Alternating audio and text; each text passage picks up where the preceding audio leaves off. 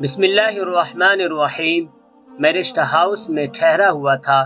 مجھے ایک مرتبہ کسی سرکاری دورے پر ایک شہر سے دوسرے شہر جانا تھا۔ مجھے ریل گاڑی کے ذریعے جانا تھا۔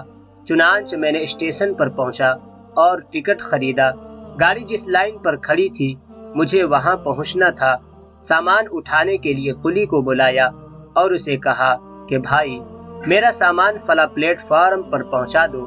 اس نے کہا جی بہت اچھا، اور سامان اٹھا لیا۔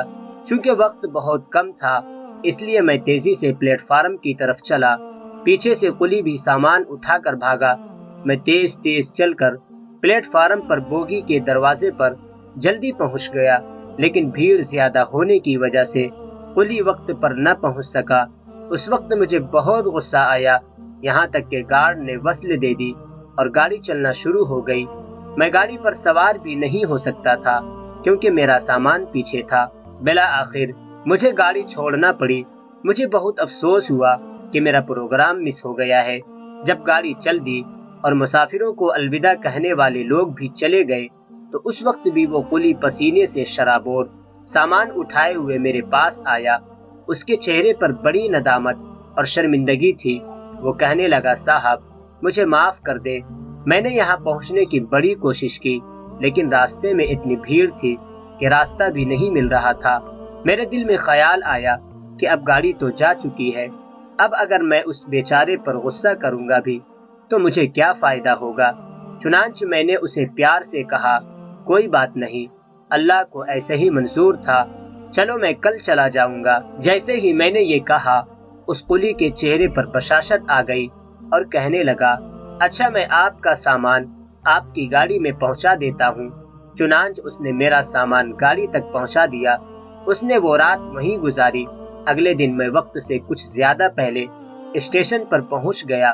جب میں وہاں پہنچا تو دیکھا کہ وہی قلی پہلے سے میرا انتظار کر رہا تھا۔ جیسے ہی اس نے مجھے دیکھا تو وہ مجھے ایسے گرمجوشی سے ملا جیسے کوئی بڑا ہی عزیز ہوتا ہے۔ اس کے بعد اس قلی نے میرا سامان سر پر اٹھا لیا اور کہنے لگا صاحب آج تو ابھی رش نہیں ہوا لیکن آج تو آپ کو پہنچا ہی دوں گا۔ جب قلی نے میرا سامان پلیٹ فارم پر پہنچا دیا اور میں نے اسے پیسے دینے چاہے تو وہ کہنے لگا نہیں صاحب میں پیسے نہیں لوں گا، کیونکہ میری ہی غلطی کی وجہ سے آپ کی ٹرین مس ہوئی تھی۔ میں نے پیسے دینے کی بڑی کوشش کی لیکن قلی نے میری منت سماجت کرنی شروع کر دی کہ آپ مجھے پیسے نہیں دیں گے تو میں زیادہ خوش رہوں گا۔ بالآخر اس نے پیسے نہ لیے۔ قلی نے مجھے گاڑی پر بٹھایا اور بوگی کے باہر آ کر میرے ساتھ والی کھڑکی کھول کر کھڑا ہو گیا اور گاڑی کے چلنے تک وہ مجھے بڑی احسان مندانہ نظروں سے دیکھتا رہا۔ اور جب گاڑی چلنے لگی تو اس قلی نے مجھے ایسی محبت سے الوداع کیا کہ مجھے پوری زندگی میں کبھی کسی رشتہ دار نے اتنی گرمجوشی کے ساتھ الوداع نہیں کیا تھا۔ مجھے لیٹ ہونے کا جو غم تھا وہ تو رات کو ہی ختم ہو گیا تھا، لیکن اس کی محبت بھری الوداعی نظر آج 20 سال گزرنے کے بعد بھی میرے دل میں ٹھنڈک پیدا کر دیتی ہے۔ اب دیکھیے کہ وہ بندہ 2 گالیاں دے کر اپنے دل کا غصہ ٹھنڈا بھی کر سکتا تھا اور وہ سن کر گھر چلا جاتا، لیکن اس نے معاف کر دیا اور اس معاف کرنے کا نتیجہ یہ نکلا کہ اس نے احسان مانا۔ اس دن بھی اس کا سامان پہنچایا اور اگلے دن بھی سامان پہنچایا، حتیٰ کہ جب تک وہ روانہ نہ ہوا وہ پلیٹ فارم پر ہی کھڑا رہا، اس کے لیے دعائیں بھی کرتا رہا اور اسے محبت بھری نظروں سے الوداع بھی کیا۔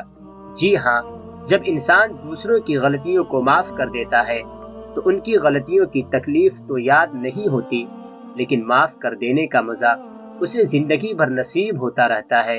اس لیے جب کبھی کوئی معافی مانگنے آئے تو سب سے پہلے اپنی آخرت کے بارے میں سوچے کہ اگر میں نے آج اس کو معاف نہ کیا تو پھر میں قیامت کے دن اللہ رب العزت سے کس منہ سے معافی مانگوں گا۔